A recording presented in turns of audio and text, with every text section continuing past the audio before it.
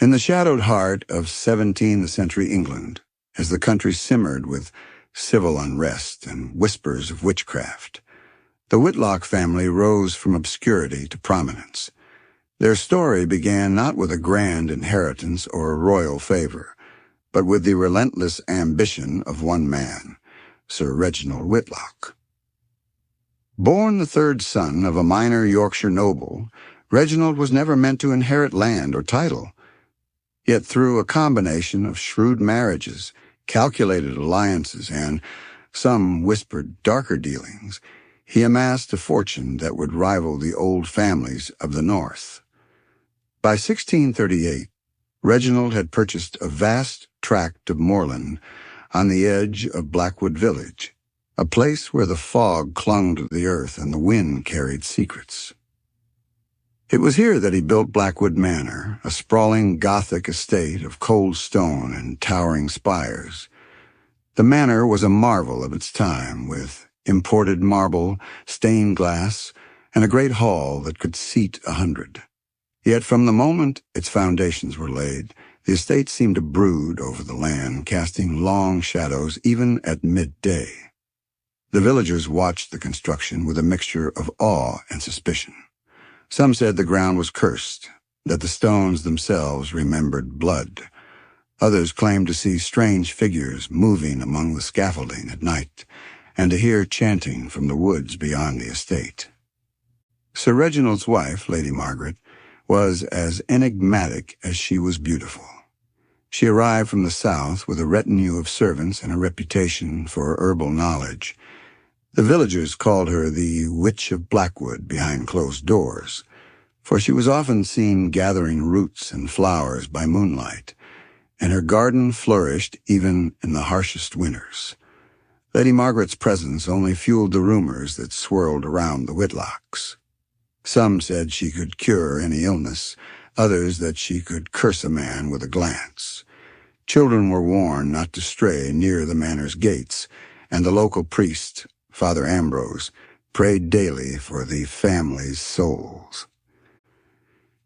It was during this time that the first whispers of forbidden pacts began to circulate. A traveling peddler claimed to have seen Reginald and Margaret in the ancient stone circle at the edge of the moor. Their hands joined as they recited words in a language he did not know.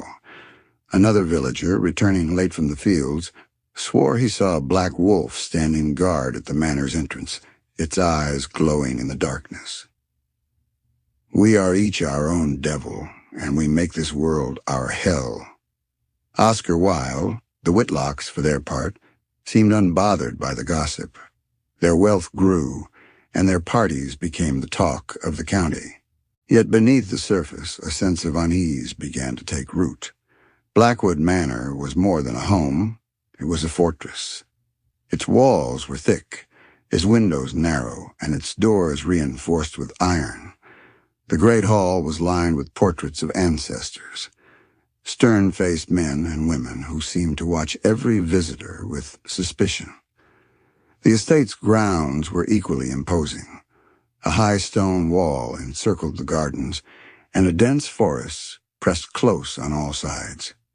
At the heart of the estate stood the ancient stone circle, half buried in moss and legend. Some said it was a druidic site, others that it marked the grave of a forgotten king. Inside the manor, the atmosphere was one of both grandeur and gloom. The servants moved quietly, and their eyes downcast. The air was thick with the scent of incense and old books.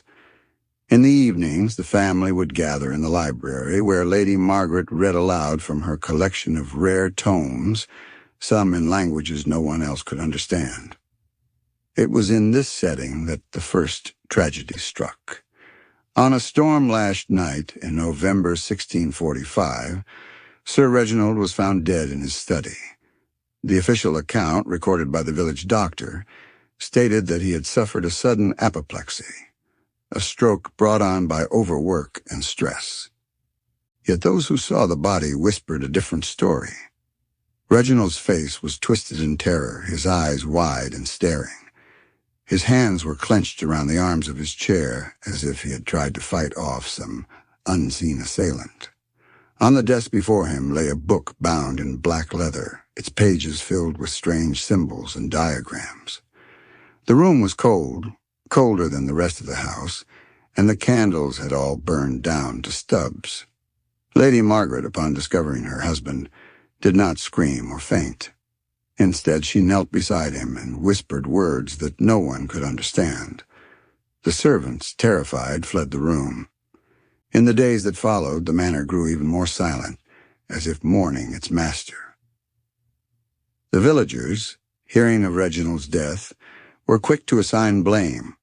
Some said he had angered the spirits of the moor, others that he had paid the price for a bargain struck in the stone circle.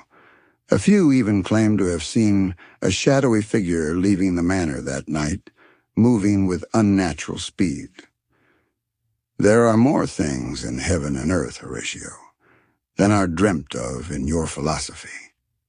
William Shakespeare, Hamlet. With Reginald's death, the rumors of a curse grew louder. The villagers avoided the manor, crossing themselves when they passed its gates.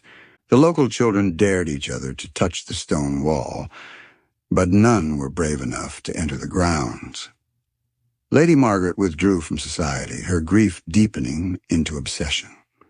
She spent her days in the library, poring over her husband's books, and her nights wandering the halls, her candle casting flickering shadows on the walls. The servants spoke of strange noises, whispers in the dark, footsteps in empty rooms, and the sound of weeping from the old nursery. It was during this time that the first of the servants disappeared. Mary, a young maid, vanished one night without a trace. Her belongings were left untouched, her bed neatly made. The other servants, terrified, begged Lady Margaret to let them leave, but she refused, insisting that the manor was their home and that they were safe within its walls. The villagers, emboldened by fear, began to speak openly of the curse.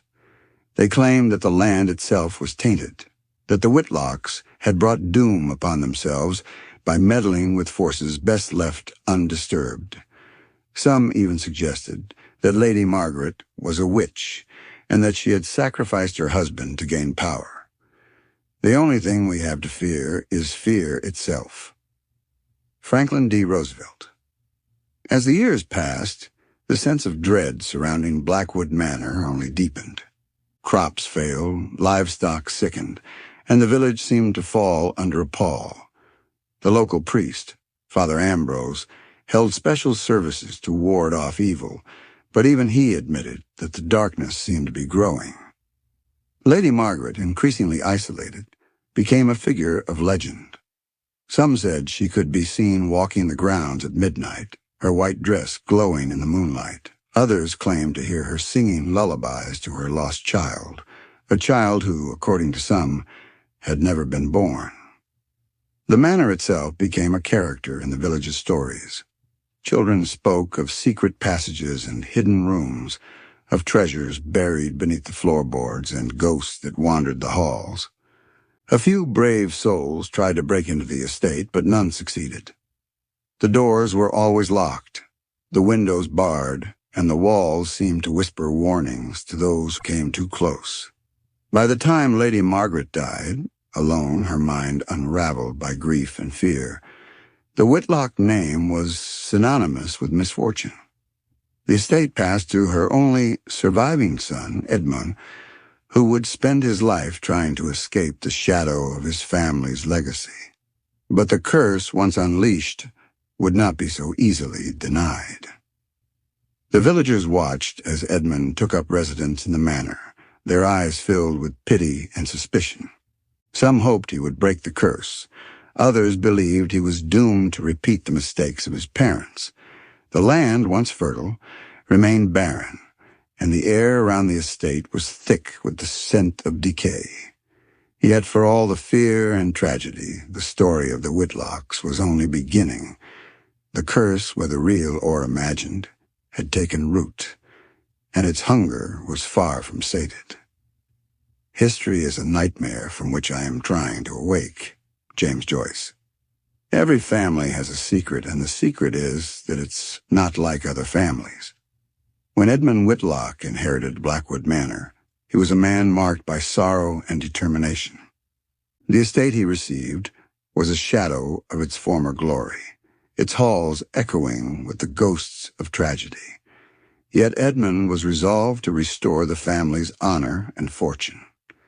He married Isabella Harrow, the daughter of a prosperous merchant, hoping that new blood would bring new luck.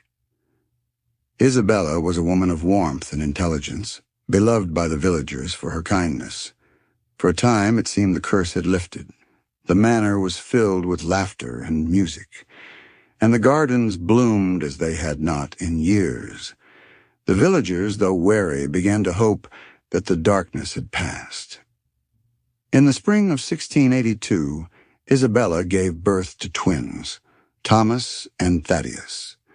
The birth was marked by a blood-red moon, an omen that set tongues wagging in the village. The midwife, an old woman named Agnes, claimed she saw a shadow pass over the crib as the boys took their first breaths. The blood remembers, old proverb. From the beginning, the twins were as different as night and day. Thomas, the elder by minutes, was gentle and thoughtful, with a love for books and music. Thaddeus, by contrast, was wild and impulsive, drawn to the forbidden corners of the manor and the secrets they held. As children, they were inseparable, exploring the estate's hidden passages and playing in the ancient stone circle. Yet as they grew, a rift began to form. Thomas excelled in his studies, earning the praise of tutors and the affection of his parents. Thaddeus, feeling overshadowed, grew resentful and rebellious. The servants whispered that Thaddeus was touched by the old magic. He was often found talking to himself in the garden or staring for hours at the altar in the hidden room. He claimed to see the woman in white and spoke of voices that called to him from the shadows.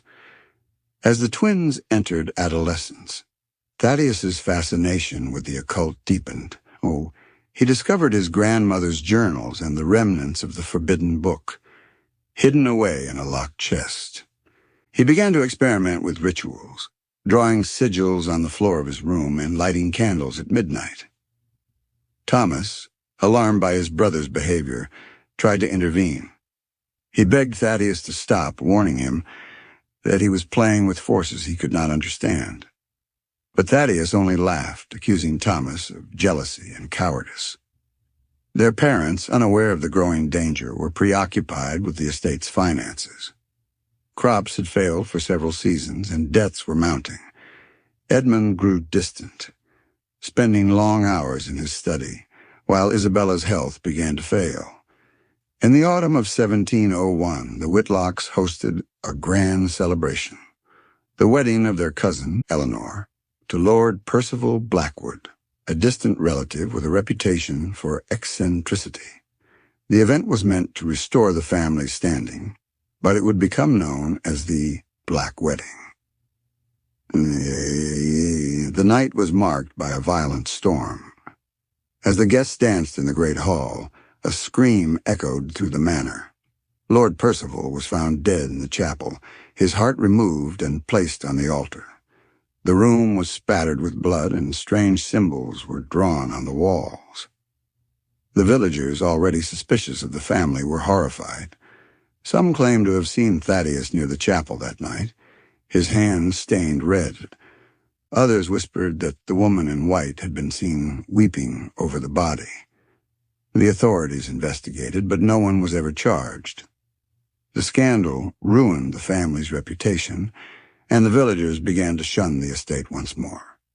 "We are each our own devil, and we make this world our hell." Oscar Wilde. The rift between the twins grew into open hostility. Thomas, desperate to save his brother, confronted Thaddeus in the hidden room. The argument turned violent, and the servants heard shouts and the sound of breaking glass. The next morning, Thomas was gone. His room was empty, his belongings untouched. A trail of blood led from the library to the old chapel. where Thaddeus was found, his hands shaking and his eyes wild with fear. He claimed not to remember what had happened. The family searched the estate and the surrounding moor, but Thomas was never found. Some believed he had run away. Others whispered that he had been sacrificed in a ritual gone wrong. Thaddeus was sent away to an asylum, his mind shattered by guilt and grief. Isabella, heartbroken, fell into a deep depression. She was often seen wandering the halls at night, calling for her lost son. The servants of Blackwood Manor were not immune to the curse. Several disappeared without explanation, their rooms left in disarray. Those who remained spoke of ghostly apparitions, of cold hands that gripped them in the night, and of voices that whispered from the walls. One maid, Sarah, claimed to have seen Thomas's ghost in the garden, his face pale and his eyes filled with sorrow. Another servant, John, reported seeing Thaddeus standing in the stone circle, chanting in a language he did not know. The story spread through the village, fueling the belief that the Whitlocks were cursed. The estate became a place of fear, avoided by all but the bravest souls. As the family's fortunes declined, Edmund became involved with a secret society known as the Order of the Black Star. The group, composed of local aristocrats and scholars, was rumored to practice necromancy and the summoning of spirits. The order held midnight gatherings at the manor, their rituals shrouded in secrecy. Some villagers claimed to see strange lights in the windows and to hear chanting from the chapel. Others reported seeing hooded figures moving through the woods. The society's influence did little to restore the family's fortunes. Instead, it deepened the sense of isolation and fear that surrounded the estate. There are mysteries which men can only guess at, which age by age they may solve only in part. Bram Stoker. At the end of the 18th century, the Whitlocks were a family in exile. The estate was overgrown, its halls filled with dust and shadows. Edmund died alone, his body found in the hidden room, surrounded by the remnants of failed rituals. Isabella, broken by grief, threw herself from the manor's highest tower. Her body was found on the stones below, her face peaceful at last. Thaddeus, released from the asylum, returned to the manor, but he was a shell of his former self. He spent his days wandering the halls, speaking to ghosts only he could see. He died in his sleep. His final words, a plea for forgiveness. The curse deepens. The curse, fed by blood and betrayal, was far from spent. The villagers continued to report strange occurrences, lights in the windows, the sound of weeping in the night, and the appearance of the woman in white. The estate became a place of legend, a warning to those who would seek power at any cost. The Whitlock name, once a symbol of ambition and success, was now synonymous with tragedy and terror. History is a nightmare from which I am trying to awake. James Joyce. As the 18th century drew to a close, Blackwood Manor stood empty, its secrets buried beneath layers of dust and sorrow. The curse, whether real or imagined, had claimed another generation. But the story of the Whitlocks was not yet over. The darkness that haunted the family would endure, waiting for the next heir to return. Madness is the inability to communicate your ideas. Paulo Coelho. The dawn of the Victorian era brought a strange, fleeting revival to the Whitlock name. In 1837, Jonathan Whitlock, a distant cousin and the last legitimate male heir, inherited Blackwood Manor. Jonathan was a man of vision and ambition, determined to restore the family's reputation and fortune. He returned from London with a new bride, Lady Eleanor, and a retinue of servants, determined to sweep away the cobwebs of the past. For a time it seemed he might succeed. The manor was renovated, the gardens tamed, and the great hall once again filled with music and laughter. Jonathan hosted lavish parties, inviting the cream of London society to marvel at the estate's Gothic splendor. The villagers, though wary, were drawn by the promise of employment and prosperity. Yet beneath the surface, the old darkness lingered. The servants whispered of cold spots and strange noises, of doors that locked themselves and mirrors that reflected faces not their own. Lady Eleanor, in particular, seemed sensitive to the house's moods. She was often seen wandering the halls at night, her candle flickering in the gloom. Lady Eleanor was a woman of delicate constitution, prone to melancholy and vivid dreams. She kept a diary recording her thoughts and visions in careful looping script. At first, her entries were filled with hope and excitement, but as the months passed, they grew darker. She wrote of seeing ghostly figures in the garden, of hearing whispers in the walls, and of a woman in white who appeared at her bedside, weeping silently. She confided in Jonathan, but he dismissed her fears as nerves. The family doctor prescribed laudanum, but the visions only grew more intense. The mind is its own place, and in itself can make a heaven of hell, a hell of heaven. John Milton. Lady Eleanor's condition worsened. She began to speak in tongues, her words a jumble of Latin, Greek, and something older. She claimed to see the future, predicting deaths and disasters with uncanny accuracy. The servants grew fearful, and rumors spread that she was possessed. Jonathan, desperate to protect his wife and his reputation, confined her to the tower room at the top of the Mare. There she spent her days staring out over the moor, her only company the ravens that gathered on the windowsill. Unable to cope with Eleanor's decline, Jonathan built a private asylum on the estate grounds. The Whitlock Asylum was a grim, imposing structure, its windows barred and its halls echoing with the cries of the afflicted. Jonathan filled it with patients from the surrounding villages, those deemed mad, inconvenient, or simply unwanted. The asylum quickly gained a reputation for cruelty. Patients were subjected to ice baths, isolation, and experimental treatments. Some improved, but many did not. The staff, underpaid and overworked, grew callous. The villagers whispered that the asylum was cursed, that the spirits of the dead haunted its halls. Lady Eleanor was the asylum's most famous patient. She was kept in a private cell, her diary confiscated, and her visits strictly limited. Yet even in confinement, her influence spread.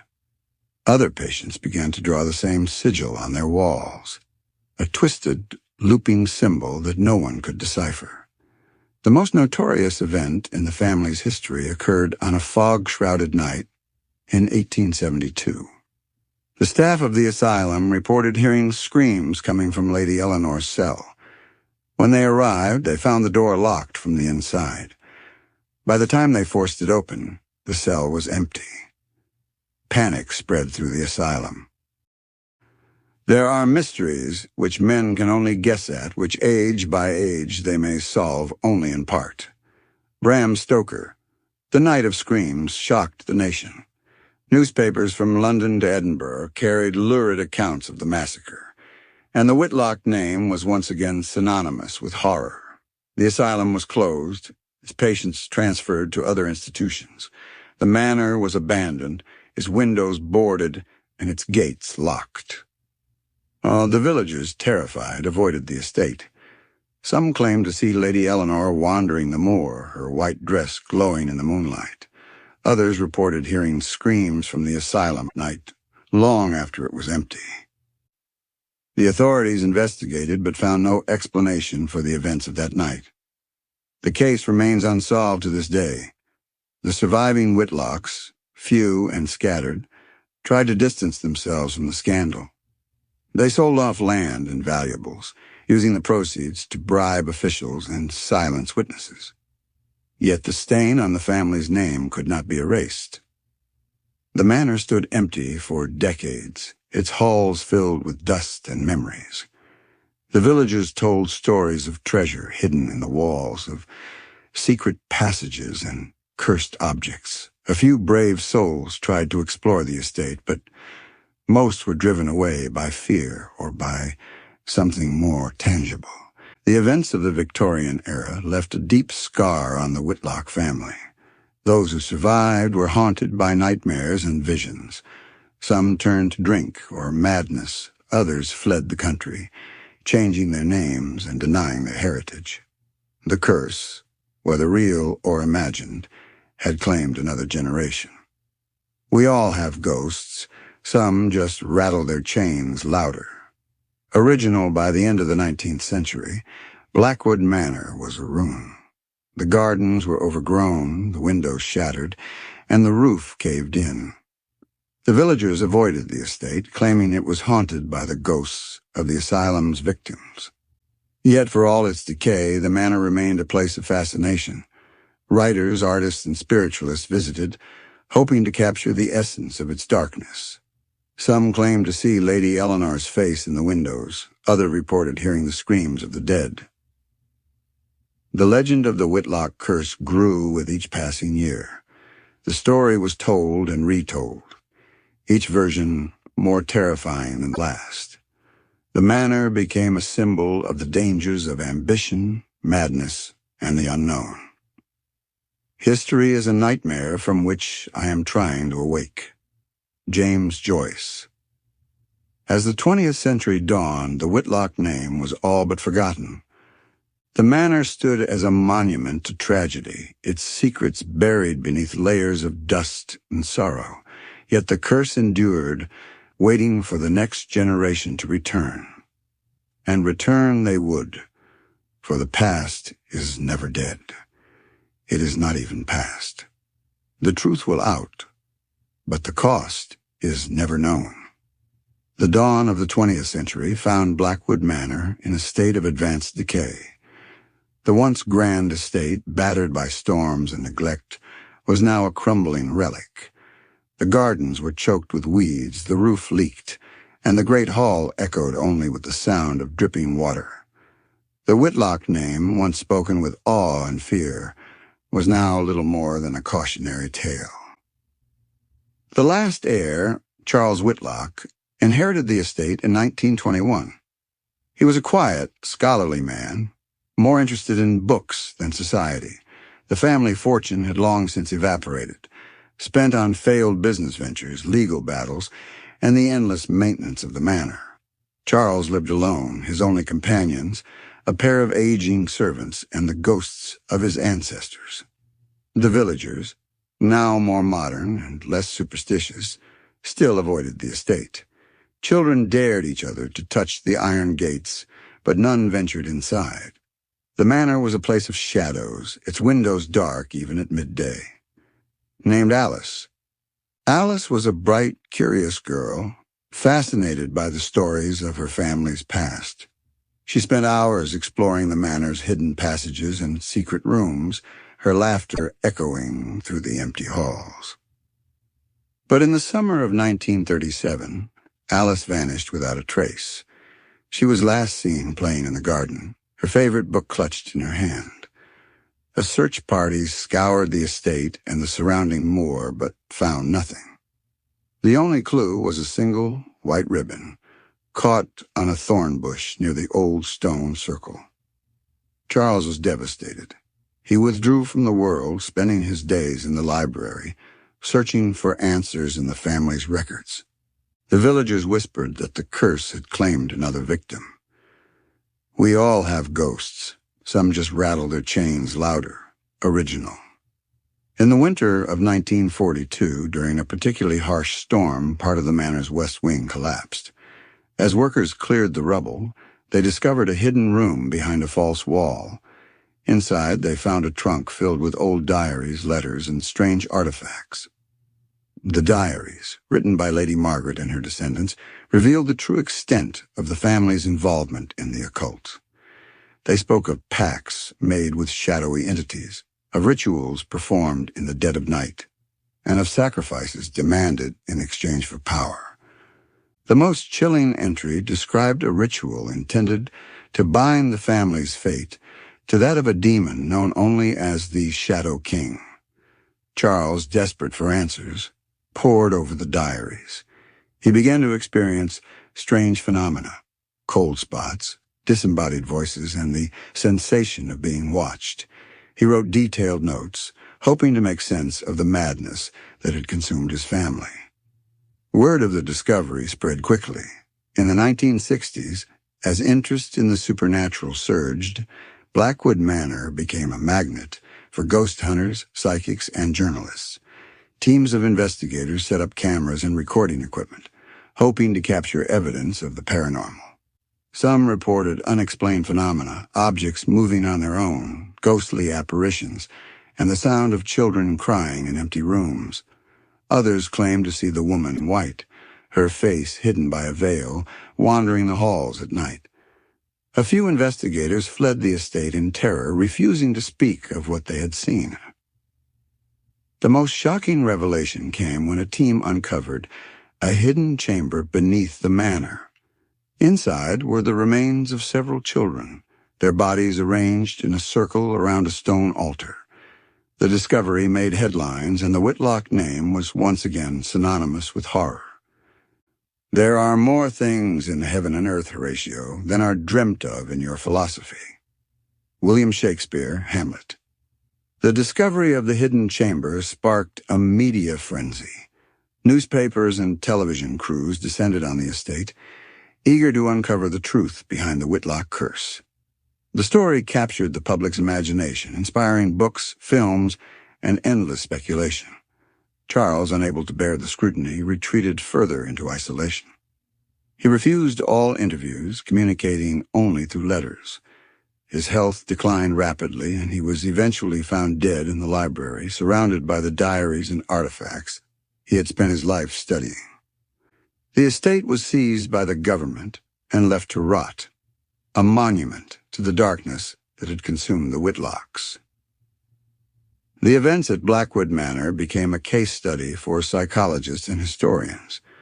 Some argued that the curse was a form of inherited trauma passed down through generations. Others insisted that the supernatural was real and that the Whitlocks had paid the price for meddling with forces beyond human understanding. The villagers, for their part, were content to let the manor decay. They spoke of lights in the windows, of voices in the night, and of a curse that would never be broken. The truth will out, but the cost is never known. Anonymous. By the end of the 20th century, Blackwood Manor was a ruin. The gardens were overgrown, the windows shattered, and the roof caved in. The estate became a destination for thrill seekers and urban explorers, many of whom reported strange experiences. Some claimed to see the woman in white, her face hidden by a veil, standing at the top of the grand staircase. Others heard the sound of children laughing or crying in the empty halls. A few never returned, their fates unknown. The manor's reputation as one of England's most haunted places was cemented. The story of the Whitlocks became a staple of popular culture, inspiring countless adaptations and retellings. The exposure of the Whitlock curse to the world did little to diminish its power. If anything, the attention seemed to feed it. The estate became a symbol of the dangers of ambition, secrecy, and the unknown. History is a nightmare from which I am trying to awake. James Joyce, the last known Whitlock, a distant cousin named Emily, lived in obscurity, refusing all interviews and shunning the spotlight. She was said to be plagued by nightmares, her sleep haunted by visions of her ancestors and the horrors they unleashed. Emily's whereabouts remain unknown. Some say she fled the country. Others believe she still visits the manor, drawn by the pull of her family's legacy. As the 20th century drew to a close, Blackwood Manor stood as a ruin, its secrets buried beneath layers of dust and sorrow. The curse, whether real or imagined, had claimed another generation. But the story of the Whitlocks was not yet over. The darkness that haunted the family would endure, waiting for the next heir or the next curious soul to return. Some doors once open can never be closed. Original. Today, Blackwood Manor stands as a monument to the past, a crumbling, ivy-choked ruin on the edge of the Yorkshire moors.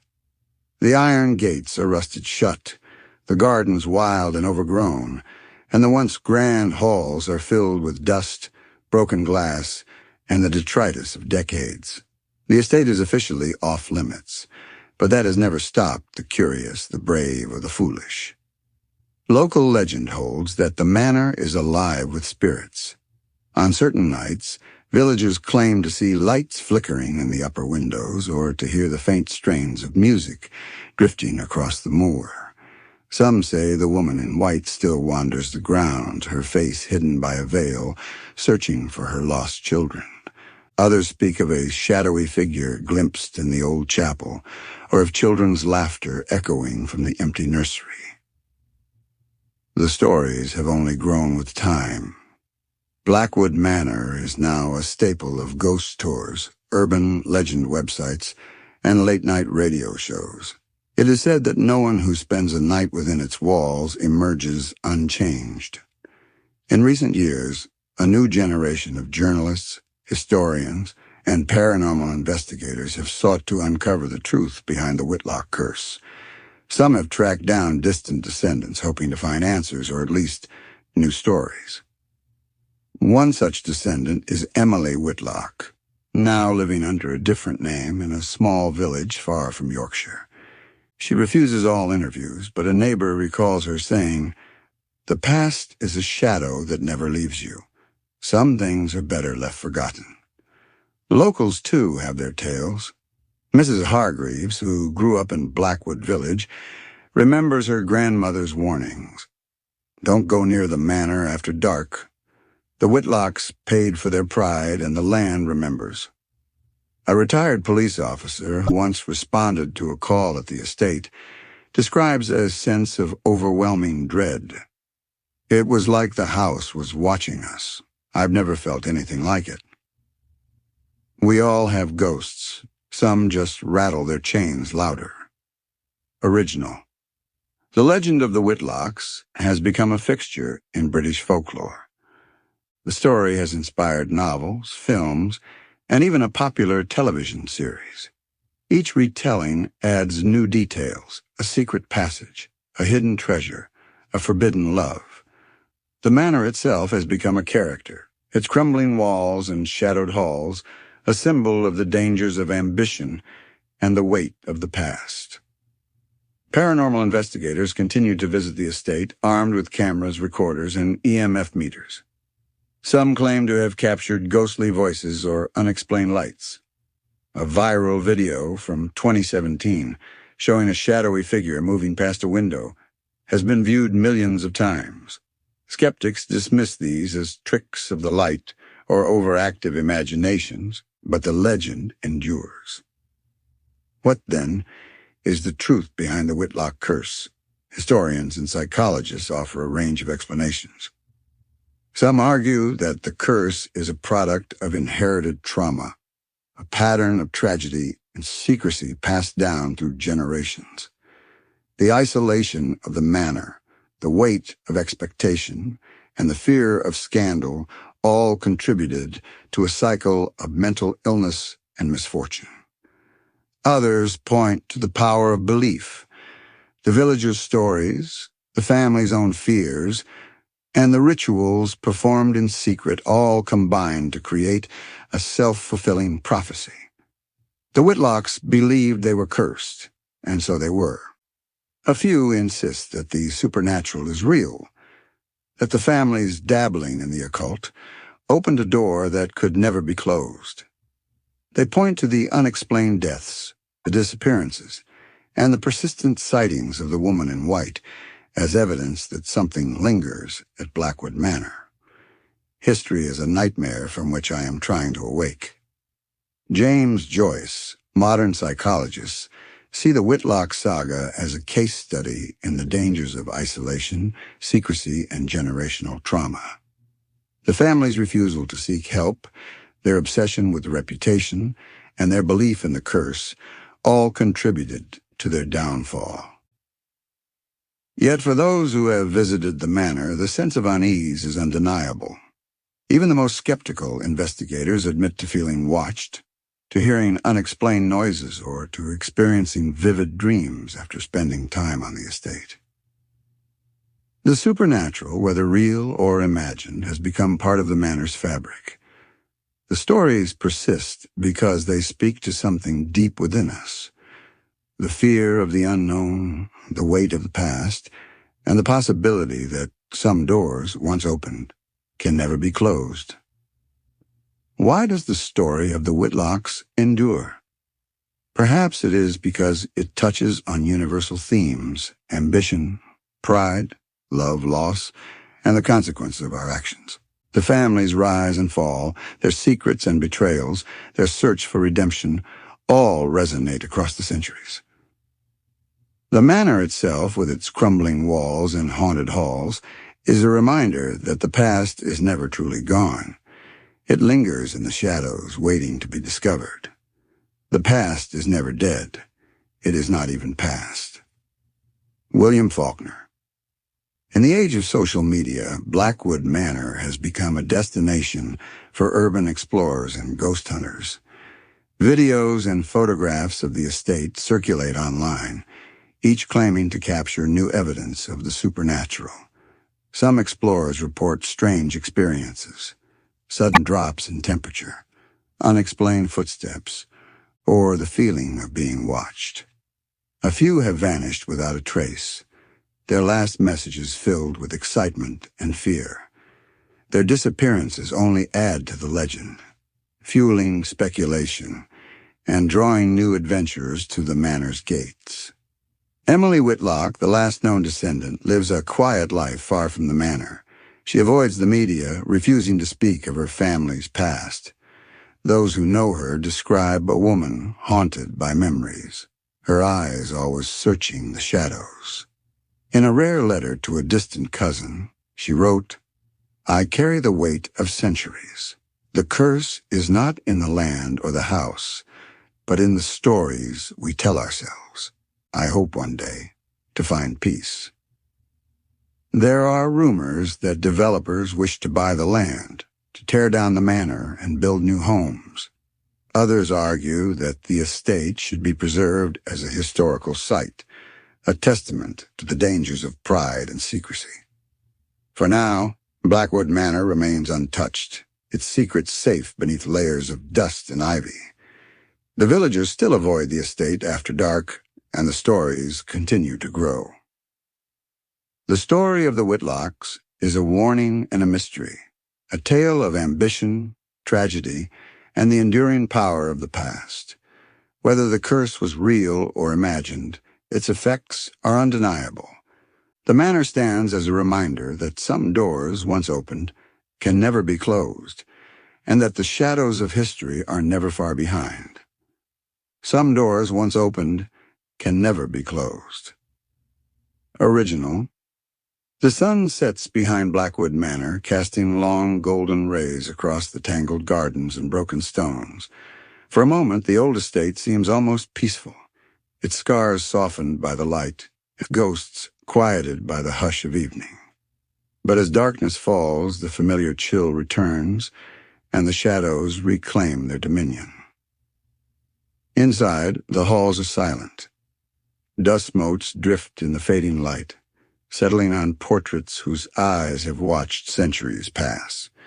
The great staircase, once trod by generations of Whitlocks, now creaks only in the wind. In the library, the last pages of Lady Margaret's journal lie open, her final words a plea for forgiveness and understanding. "We are each our own devil, and we make this world our hell." Oscar Wilde. The villagers still tell stories.